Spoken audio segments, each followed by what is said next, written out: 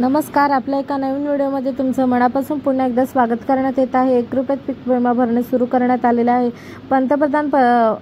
प्रधानमंत्री फसल पीक विमा कंपनी आता सुरू करण्यात आलेली आहे। पूर्ण अपडेट आपल्याला या ठिकाणी जाणून घ्यायची असेल तर चॅनलवरती नवीन असाल तर आपल्या चॅनलला सबस्क्राईब करून घ्या। चला तर मग आपण व्हिडिओला सुरुवात करूया। शेतकरी बांधवांनो, व्हिडिओ स्किप न करता बघा।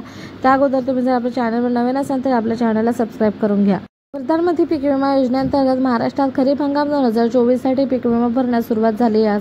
आजपासून शासनाच्या अधिकृत वेबसाईटवरती संकेतस्थळावर करण्यात आले असून यावर्षी शेतकऱ्याला आपल्या अधिसूचनेत पिकांचा पीक विमा भरण्यात केवळ 1 रुपया भरावा लागणार असल्याची माहिती कृषी मंत्री धनंजय मुंडे यांनी दिली।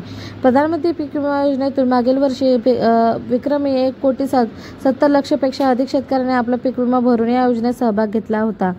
खरीप 2024 साठी भात, ज्वारी, सोयाबीन, कापूस, तूर, मूग, उडीद, मका, बाजरी, नाचणी, भुईमूग, तीळ, कारळे, कांदा ही 14 पिके योजनेत समाविष्ट करण्यात आली आहेत।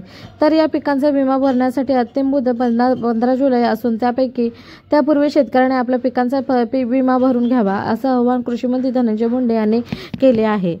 या योजनेतील समाविष्ट पिके भात, तांद, खरीप ज्वारी, बाजरी, नाचणी, रागी, मका, तूर, मूग, उडीद, सोयाबीन, भुईमूग, तीळ, कारळे, कापूस व कांदा या 14 पिकांसाठी अधिसूचित क्षेत्रातील शेतकऱ्यांना भाग घेता येईल। अधिसूचित क्षेत्रात अधिसूचित पिके घेणारे, कोराळे, अगर भाडेपट्टीने शेती करणाऱ्या शेतकऱ्यांसह सर्व शेतकरी या योजनेत भाग घेण्यास पात्र आहेत।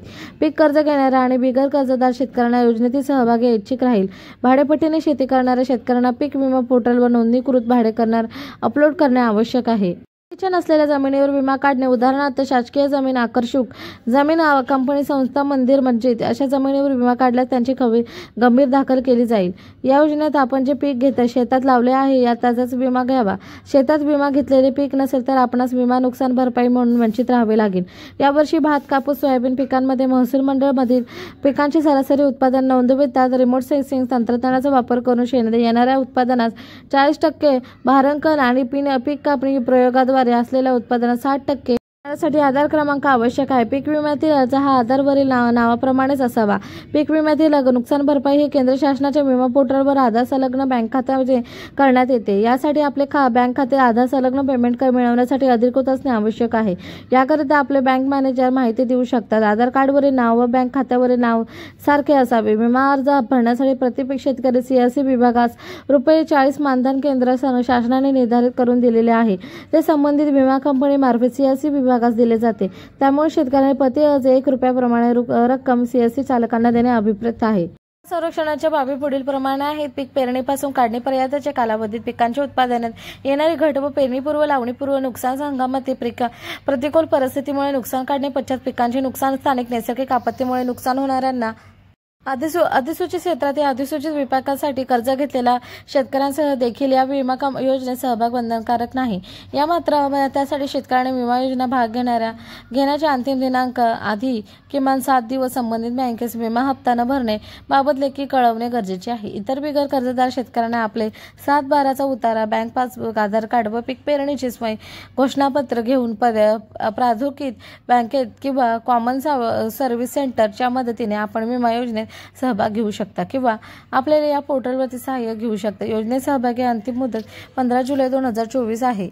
साधारण पीक न्याय विमा संरक्षित रक्कम या जिल्ह्याने या फरक संभवता पीक विमा भरण्यास सुरुवात। भात पिकांसाठी संरक्षित रक्कम हेक्टरी ₹40,000 ते 51,760, ज्वारी 20,000 ते 35,500, बाजरी 18,000 ते 33,000, तर नाचणी 13,000 ते 20,000, मका 6,000 ते 35,000, तूर 25,000 ते 36,000, मूग 20,000 ते 25,000, उडीद 20,000 ते 26,000, भुईमूग 29 ते 42,000, सोयाबीन 31,000 ते 57, तर तीळ 25,000 ते 22,000, कारळे 13,000 ते 23,000, कापूस 59,000 ते 23,000, कांदा 46,000 ते 48,000। या योजनेत अधिक माहितीसाठी केंद्र शासनाने कृषी रक्षक पोर्टल हेल्पलाईन 14,447 संदर्भित विमा कंपनी स्थानिक कृषी विभाग कार्यालयाशी संपर्क साधावा।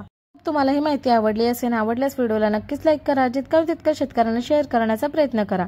भेटूया आपण एका नवीन माहितीशीर व्हिडिओमध्ये। तोपर्यंत हा व्हिडिओ इथेच थांबवते। जय हिंद, जय महाराष्ट्र, जय शिवराय। धन्यवाद। Thank you for watching me.